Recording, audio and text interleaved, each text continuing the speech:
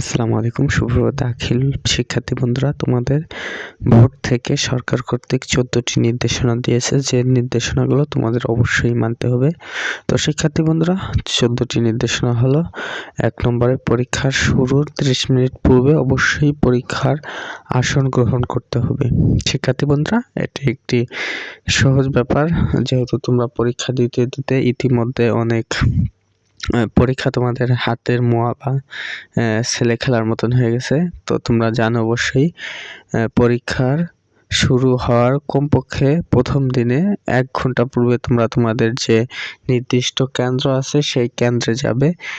দ্বিতীয়ত অবশ্যই প্রবেশপত্র উল্লেখিত সময় প্রশ্নপত্রের উল্লেখিত সময় অনুযায়ী পরীক্ষা গ্রহণ করতে হবে। অর্থাৎ শিক্ষার্থী বন্ধুরা, পরীক্ষার যে নির্দিষ্ট 30 মিনিট সময় নৈর্ব্যক্তিক এবং 2.5 ঘন্টা যে লিখিত, মোটমাট 3 ঘন্টা, তোমাদের নির্দিষ্ট সময় 3 ঘন্টাই পরীক্ষা হবে। এবং অন্য সাবজেক্ট যদি প্র্যাকটিক্যাল থাকে সেইখানে দেখা যায় 30 মিনিট কম থাকে, তো সেই সময় পরীক্ষা হবে। শিক্ষার্থী বন্ধুরা, প্রথমে বহু নির্বাচনী ও পরে সৃজনশীল প্রশ্ন অনুষ্ঠিত হবে। উভয় পরীক্ষার মধ্যে কোনো বিরতি থাকিবে না। শিক্ষার্থী বন্ধুরা, এটা তো অবশ্যই জানো যে প্রথম 30 মিনিটে তোমাদের 30টি নৈর্ব্যক্তিক সমাধান করতে হবে, আর তারপরেই তোমাদের ওই নৈর্ব্যক্তিকগুলো জমা নিয়ে নেবে এবং পরে তোমাদের রিটেন সাইডের যে সৃজনশীলমূলক প্রশ্ন আছে সেটা লেখার জন্য পরে প্রশ্ন দেওয়া হবে। এর মাঝে কোনো সময় থাকিবে না। শিক্ষার্থী বন্ধুরা, 4র্থ নির্দেশনাটি হলো: পরীক্ষার্থীরা তাদের প্রবেশপত্র নিজ নিজ প্রতিষ্ঠানের প্রদানের নিকট হতে পরীক্ষার শুরুর কমপক্ষে 3 দিন পূর্বে সংরক্ষণ করতে হবে। তো শিক্ষার্থী বন্ধুরা, প্রবেশপত্র যত ডকুমেন্টস আছে শিক্ষা প্রতিষ্ঠানের প্রধান শিক্ষকের নিকট থেকে তোমরা অবশ্যই 3 দিন পূর্বে সেটা সংরক্ষণ করবে। 5ম নির্দেশনা: শিক্ষার্থী বন্ধুরা, শারীরিক শিক্ষা, স্বাস্থ্য, বিজ্ঞান, খেলাধুলা এবং ক্যারিয়ার শিক্ষা বিষয়গুলো এনসিটিবি নির্দেশিত অনুসারে ধারাবাহিক মূল্যায়নের মাধ্যমে প্রাপ্ত নম্বর শিক্ষা প্রতিষ্ঠানসমূহ সংশ্লিষ্ট কেন্দ্রকে সরবরাহ করবে। সংশ্লিষ্ট কেন্দ্র ব্যবহারিক পরীক্ষার নম্বরের সঙ্গে ধারাবাহিক মূল্যায়ন প্রাপ্ত নম্বর বোর্ডের ওয়েবসাইটে অনলাইনে প্রেরণ করবে।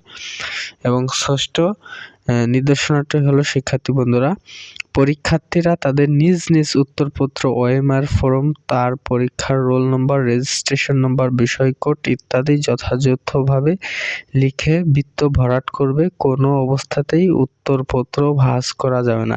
শিক্ষার্থী বন্ধুরা, এখানে কিন্তু অত্যন্ত গুরুত্বপূর্ণ একটি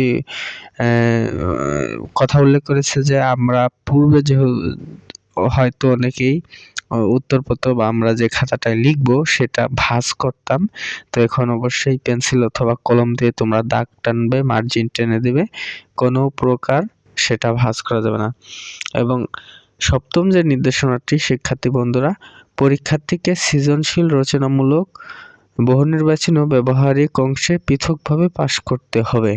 তো শিক্ষার্থী বন্ধুরা, এটা কিন্তু অনেকেই জানার বিষয়, অনেকেই জানো না এবং অনেকেই জানতে চাও এই বিষয়টি যে কি রচনামূলক এবং মানে নৈর্ব্যক্তিক এবং সৃজনশীল দুটি কি আলাদা আলাদা পাসনি? হ্যাঁ শিক্ষার্থী বন্ধুরা, তোমাদের কিন্তু এখানে বলে দিয়েছে আলাদা আলাদা পাস করতে হবে। 8ম নম্বর যে নির্দেশনা হচ্ছে: শিক্ষার্থী বন্ধুরা, প্রত্যেক পরীক্ষার্থী কেবল নিবন্ধনপত্র বর্ণিত বিষয়সমূহ পরীক্ষায় অংশগ্রহণ করতে পারবে। কোনো অবস্থাতেই ভিন্ন পরীক্ষা অংশগ্রহণ করতে পারবে না। তো শিক্ষার্থী বন্ধুরা, বিষয়টা তোমরা বুঝেছো। এটা গ্রুপের সাবজেক্ট হয়ে থাকে। কেউ যদি ধরো জেনারেলে যদি বলি যে কেউ ভূগোল নিছে, সে অর্থনীতি পরীক্ষা দিতে গিয়েছে, এটা দেওয়া হবে না। বা কেউ কোরআন মাজিদ নিচ্ছে বা অন্য পরীক্ষা হাদিস দিবে, এটা কোনো মতেই দেওয়া যাবে না। শিক্ষার্থী বন্ধুরা, 9ম নম্বর যে নির্দেশনাটি, সেটা হলো: কোনো পরীক্ষার্থী পরীক্ষা সৃজনশীল, রচনামূলক, বহু নির্বাচনী ও ব্যবহারিক নিজ বিদ্যালয়ের প্রতিষ্ঠানে অনুষ্ঠিত হবে না। পরীক্ষার্থী স্থানান্তরের মাধ্যমে আসন বিন্যাস করতে হবে। অর্থাৎ তোমরা তো জানো তোমাদের পরীক্ষা নিজেদের বিদ্যালয় কোনোদিনও কেন্দ্র হয় না, যেহেতু এটা বোর্ড পরীক্ষা। অন্য বিদ্যালয় বা অন্য প্রতিষ্ঠানে তোমাদের কেন্দ্র নির্ধারণ করা হবে। এবং 10ম নম্বর নির্দেশনা হলো পরীক্ষার্থীর পরীক্ষার সাধারণ সায়েন্টিফিক ক্যালকুলেটর ব্যবহার করতে পারবে। সাধারণ সায়েন্টিফিক ক্যালকুলেটর ব্যবহার করতে হবে।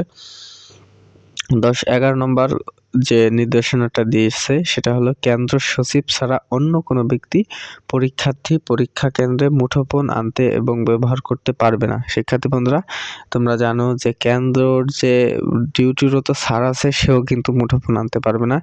এতে করে কিন্তু সেই স্যারেরও সমস্যা হতে পারে এবং শিক্ষার্থীরা নিলে অবশ্যই কিন্তু এক্সপেলড হয়ে যাওয়ার একটা সম্ভাবনা আছে। এবং 12 নম্বর যে নির্দেশনাটি দিয়েছে শিক্ষা বোর্ড, শিক্ষার্থী বন্ধুরা সৃজনশীল, রচনামূলক, বহু নির্বাচনী ও ব্যবহারিক পরীক্ষার্থী উপস্থিতের জন্য একই উপস্থিতিপত্র ব্যবহার করতে হবে। অর্থাৎ তোমরা যে ব্যবহারিক পরীক্ষা দেবে সেখানে উপস্থিতিপত্র লাগবে। এবং 13 নম্বরে ব্যবহারিক পরীক্ষা নিজ নিজ কেন্দ্রের ভেন্যুতে অনুষ্ঠিত হবে। অর্থাৎ শিক্ষার্থী বন্ধুরা, তোমরা যেখানে পরীক্ষা দিয়েছো নিজের বিদ্যালয় নয়, নিজ নিজ কেন্দ্রের ভেন্যু অর্থ তোমাদের যেখানে পরীক্ষা দেওয়ার জন্য অন্য স্কুলে বা অন্য একটি প্রতিষ্ঠানে সিট ফেলাবে সেখানেই তোমাদের ব্যবহারিক পরীক্ষা হবে।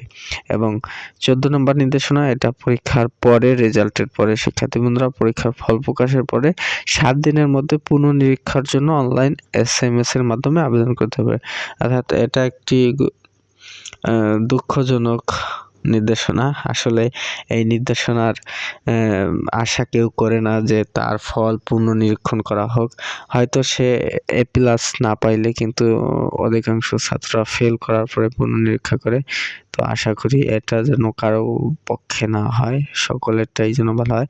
তো শিক্ষার্থী বন্ধুরা, এখনও কিন্তু তোমাদের হাতে অনেকটা সময় আছে, যেহেতু রমজানের পরে তোমাদের রমজানের 6-7 দিন পরে অথবা ওই পরবর্তী মাসের 6 থেকে 10 তারিখের মধ্যে তোমাদের পরীক্ষা, সেহেতু এখনও যদি তোমরা চেষ্টা করো আশা করি তোমরা অত্যন্ত ভালো ফলাফল করবে। এবং তোমাদের শিক্ষা সম্পর্কিত সকল প্রকার তথ্য আমাদের এই চ্যানেল থেকে প্রদান করা হবে। তাই অবশ্যই কবিতা একাডেমি ইউটিউব চ্যানেলকে তোমরা সাবস্ক্রাইব করে রাখবে, যেহেতু তোমাদের শিক্ষণীয় ভিডিও এই চ্যানেল থেকে প্রকাশ করা হবে। তো এই ছিল আজকের এই ভিডিও। পরবর্তীতে তোমাদের রুটিন পরিবর্তন নিয়ে একটি ভিডিও বানাবো, যেটা ইতিমধ্যে শিক্ষা বোর্ড আলোচনা করছে। তো তোমাদের রুটিন পরিবর্তন করবে কিনা সেই সম্পর্কে জানাবো। তো আজকের মতন এই ছিল। আসসালামু আলাইকুম। সর্বশেষ দাখিল শিক্ষার্থীদের বন্ধুদের একটি গুরুত্বপূর্ণ কথা, শিক্ষার্থী বন্ধুরা, আমরা তোমাদেরকে তোমাদের পরীক্ষার শেষ মুহূর্তে যে সাজেশন যেটা দিব, যেটা 100% কমন পড়ে